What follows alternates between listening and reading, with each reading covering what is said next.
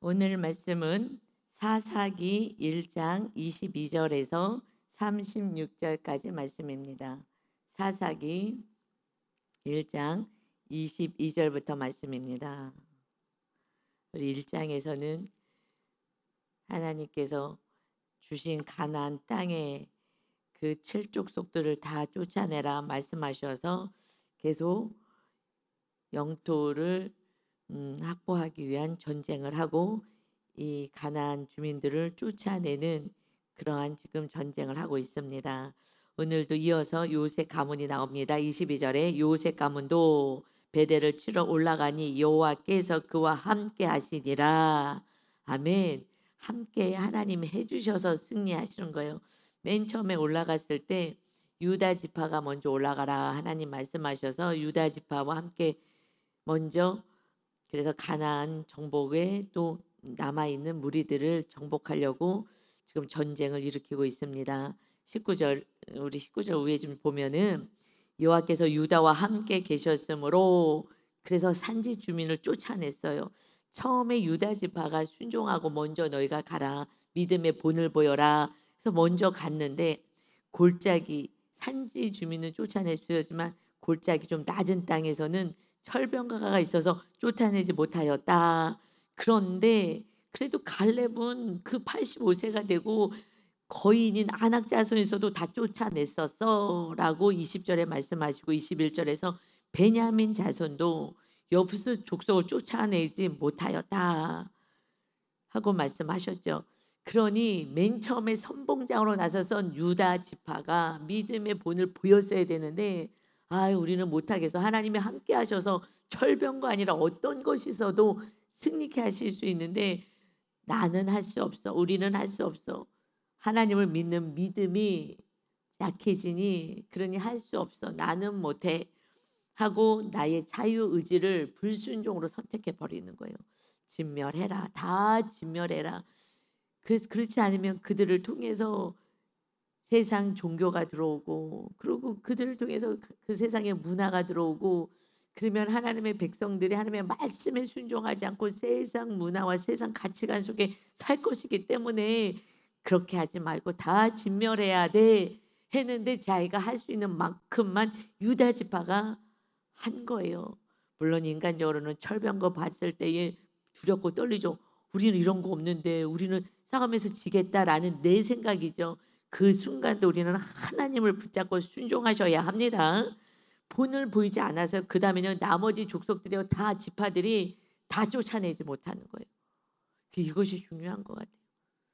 그래서 목사님이 근데 지금 우리 여기서 땅은 구약에서 이거 땅을 이들을 다 쫓아내라 칠족속 쫓아내라고 한 것은 이제 우리 안에 예수님 오셔서 우리 안에 있는 더러운 것들을 다 무너뜨리고 쫓아내야 돼. 옛 습관대로 살면 안 돼. 하시는 말씀이잖아요. 오직 하나님 우리 주님 예수님만이 주인 되는 성령의 전이 돼야 돼.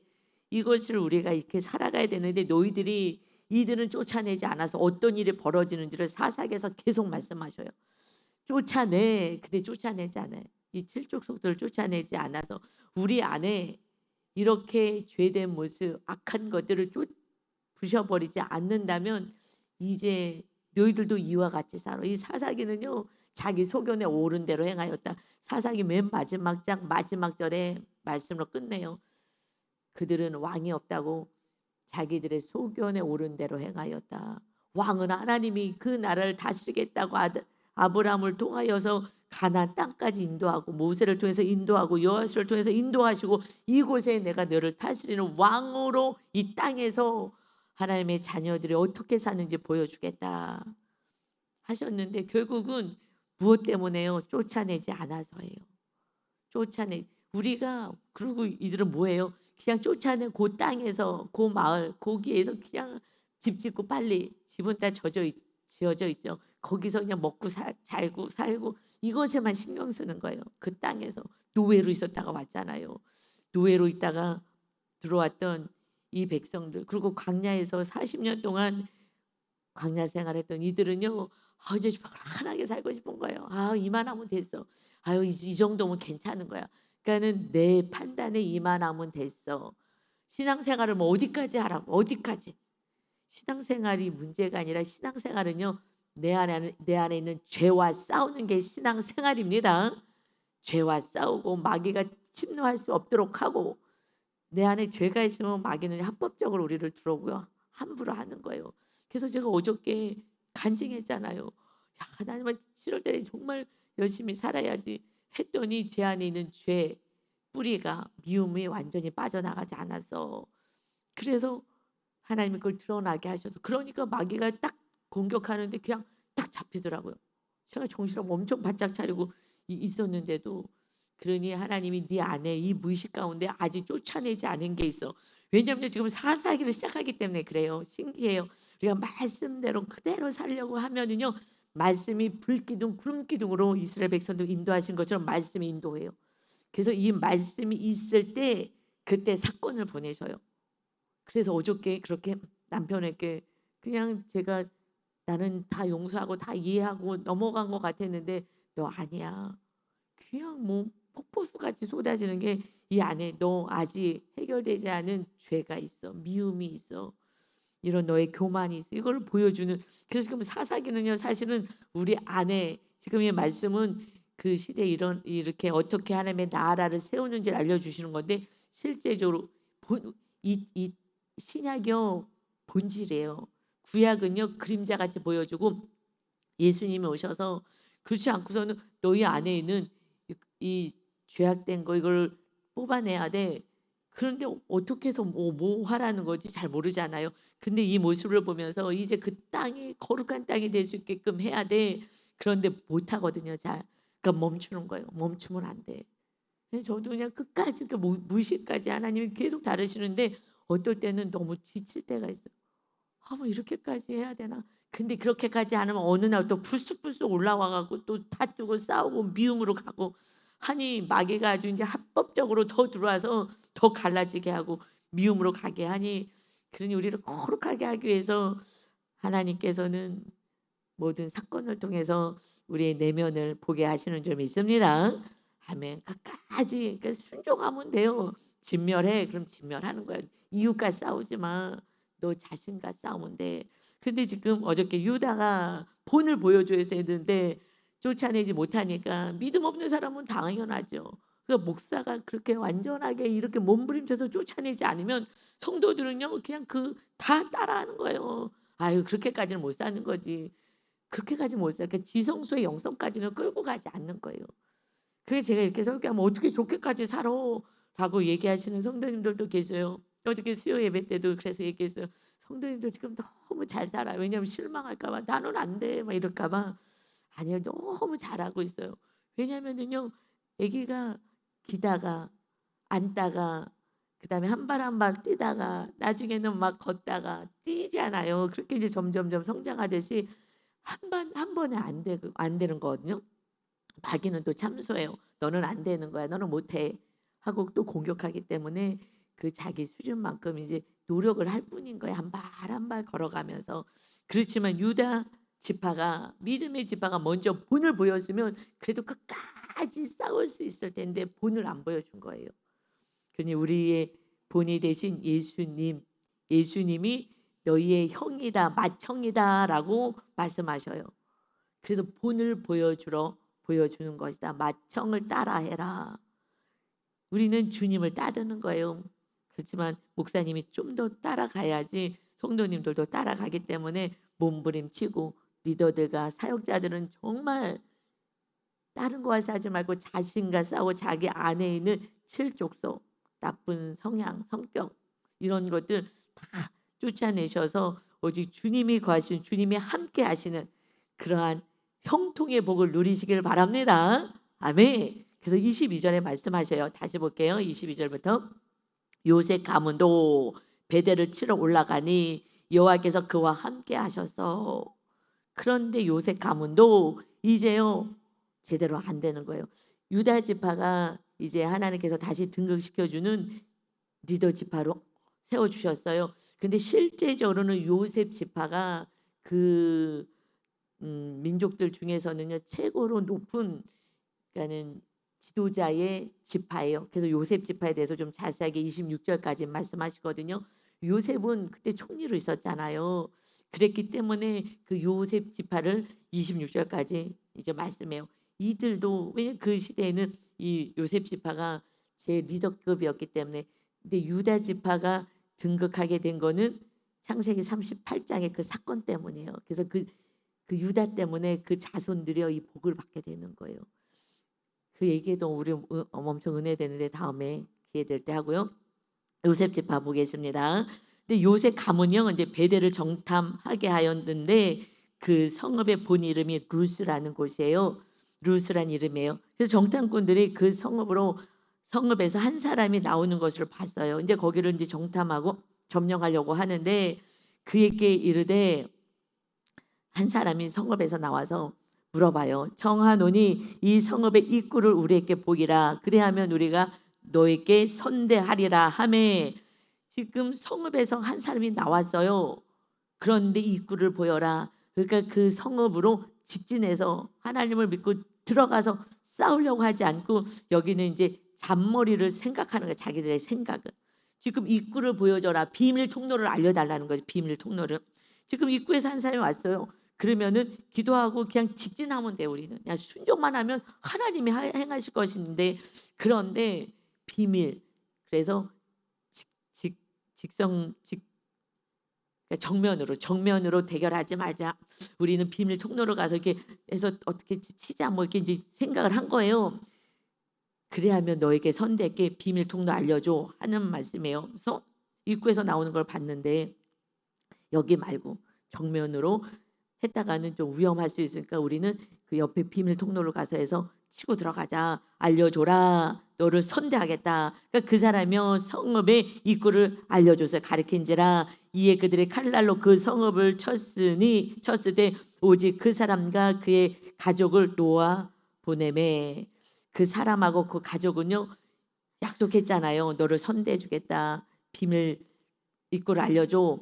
그래서 거기를 가서 싸움에서 많은 백성을 그들을 이제 쳐 부셨어요.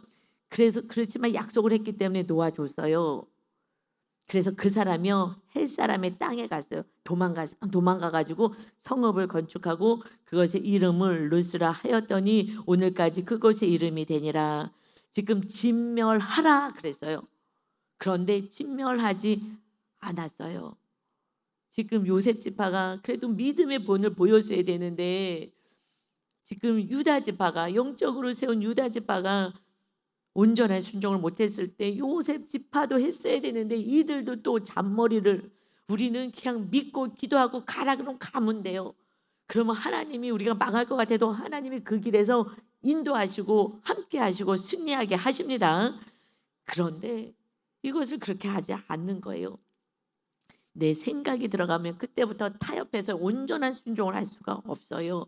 그런데 이 말씀을 우리가 조금 더 말씀을 하시는 분들은 여호수아서에서 그 여호수아가 정탐꾼을 보내잖아요.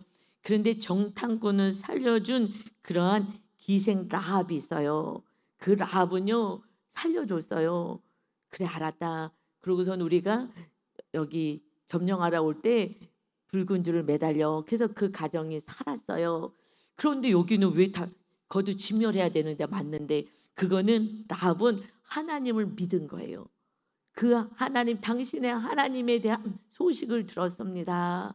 그래서 그 하나님을 믿었기 때문에 그를 살려주는 거예요. 그 소식을 듣고 야 이들의 신이 진짜 신이구나를 알았어요.